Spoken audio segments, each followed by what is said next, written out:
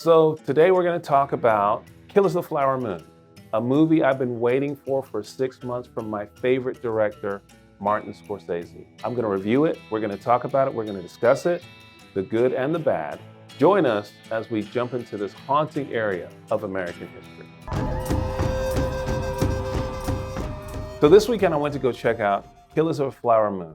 And I've been waiting for this movie to come out for a long time. Martin Scorsese is just one of my favorite directors. He can almost do no wrong with me. When you go back to movies, Goodfellas. But I'm funny how? I mean funny When like you I'm go a back clown and lose to you? Casino. He's just such an artist and he's so good at what he does. The unfortunate reality is that this movie was very, very different. And although it was a story that needed to be told, I did not like this movie. And that's really hard for me to say about anything that Martin Scorsese does because he's so good. I love the fact that Martin Scorsese took a chance on this film and told this important story and got this out there. I just don't like the way that it took so long for the story to be developed. And then even at the end, I'm looking for a wrap up. I'm looking for how people got convicted and changes that were made, and here's the result of this, maybe some financial wrap-ups and things of that nature. We did not get that. They didn't tell us about, hey, how long these people were convicted for, and here's what happened here.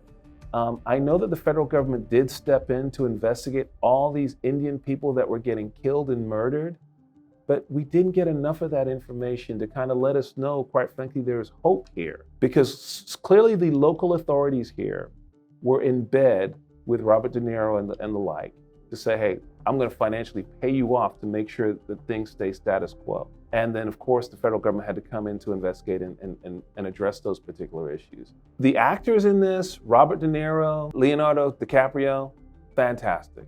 Great performances. But even their performances were not enough to overcome the fact that this was such a terrible story, right? And when I say terrible story, the Indian people that are clearly being taken advantage of by white people, okay? I mean, it is just clear as day that they are systematically inserting themselves into the Indian culture and taking control of their money, their finances, diluting their race so that they can take control of their economy. And it's awful. To know that these types of things happen is just an awful situation and terrible story to deal with. I don't know what I was really expecting here, right? Because I knew about what was going on here with the Osage Indians. I've known about this for a while. The way in which it was portrayed in the movie, it was so sad, it was so dreary, but it's a story that needs to be told. In order for us to not repeat things from history, we have to be able to talk about those things. We have to be able to understand. This is something that we saw before, and we need to make sure that things like this do not happen. I really hated Leonardo DiCaprio's character, Ernest Borgnine. I hated this character. Why? This man, he fought for his country. He was a war hero of sorts, although he was only a cook, but they kind of tried to make him out to be a hero. He systematically came into the lives of these Indian people, and to one character in particular, supposedly fell in love with her, was in love with her, was devoted to her, but then was a part of systematically eliminating and killing off her family so they could get control of their assets. Not only that, he was aware that he was poisoning his wife, who he claimed to love. This story is being told, this history is being told almost from the perspective of Ernest Burkhart. And they kind of give him this conscience and they kind of depict that there's love. But when somebody conspires to murder your entire family, that's not love. I don't like the way in which it was characterized because this is pure evil. When you know that someone that you're sharing a bed with, having kids with, growing a family with, that you're slowly trying to kill these people, to take control of them so that you can gain financially, that was his sole objective. In some situations, he was actually planning the murders of people. actively involved in that. And this is just absolutely wrong. It destroyed a whole culture of people. Laws were put in place to isolate these people, to control their assets, their land, just so they could get at their money. And the unfortunate reality is this has happened time and time in history.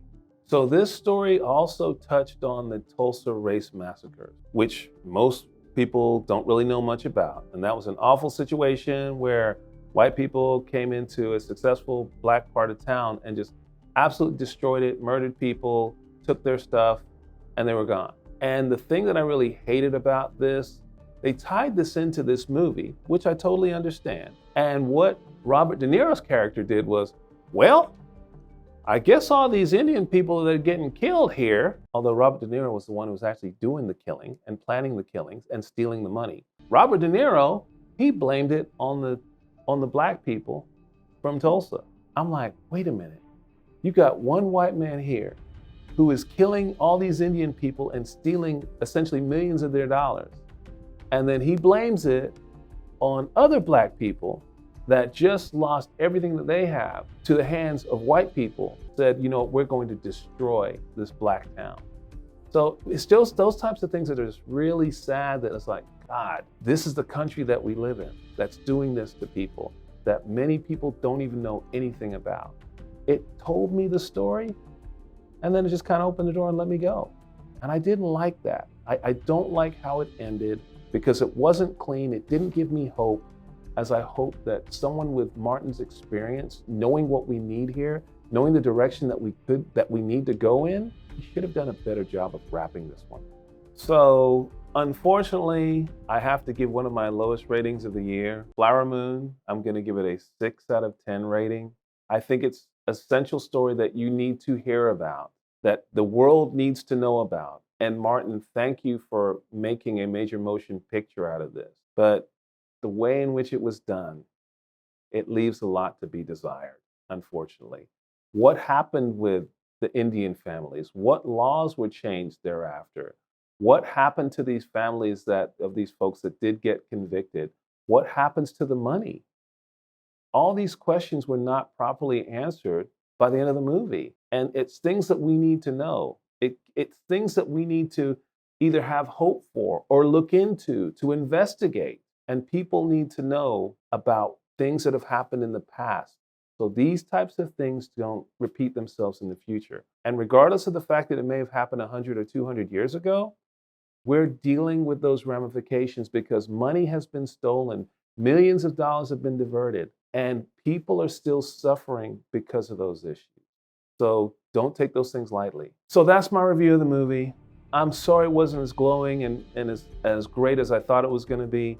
My first time ever with regards to Martin. I love Martin Scorsese and his movies. That's my guy. Top 10, he probably has 4 of those of his movies as my favorites, but this is certainly not one of them. So tell me, was I right? Was I wrong? Have you seen the movie? What other movies do we need to review? What do you want to hear? Comment below and share. Until next time, this is Attorney Darren Miller, and don't forget, this is DLAW.